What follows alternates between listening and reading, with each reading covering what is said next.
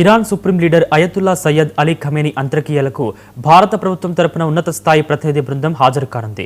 ఈ విషయాన్ని అధికారిక వర్గాలు వెల్లడించాయి. ఇరాన్ ప్రభుత్వం ప్రపంచ దేశాల నాయకులకు ఆహ్వానాలు పంపగా భారత్కు కూడా ప్రత్యేక ఆహ్వానం అందింది.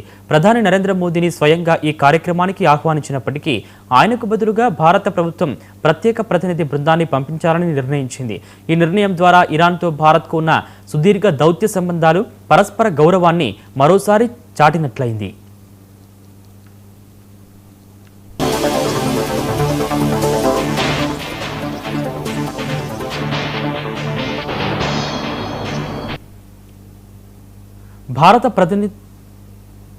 భారత ప్రతినిధి బృందంలో కేంద్ర విదేశాంగ శాఖ సహాయ మంత్రి పవిత్ర మార్గారెటాతో పాటు Bihar governor lieutenant general Syed Ata హుస్సేన్ను పాల్గొననున్నారు.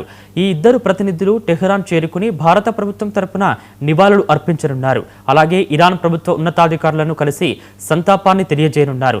ఈ పర్యటన ద్వారా ఇరు దేశాల మధ్య ఉన్న స్నేహపూర్వక సంబంధాలు మరింత బలోపేతం అవుతాయని అధికారులు భావిస్తున్నారు.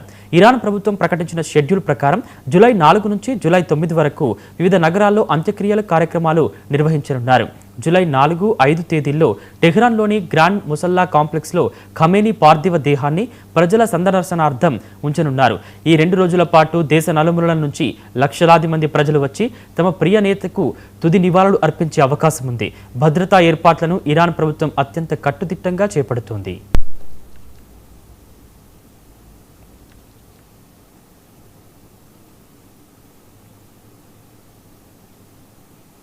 జూలై 6న అధికారిక అంత్యక్రియల ఊరేగింపు టెహ్రాన్లో ఘనంగా నిర్వహించనున్నారు.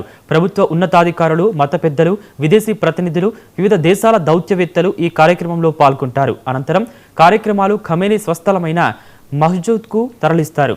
అక్కడ సంప్రదాయ పద్ధతిలో అంతిమ సంస్కారాలు నిర్వహించనున్నారు. దీంతో పలు రోజుల పాటు కొనసాగే ఈ కార్యక్రమాలు ముగియనున్నాయి.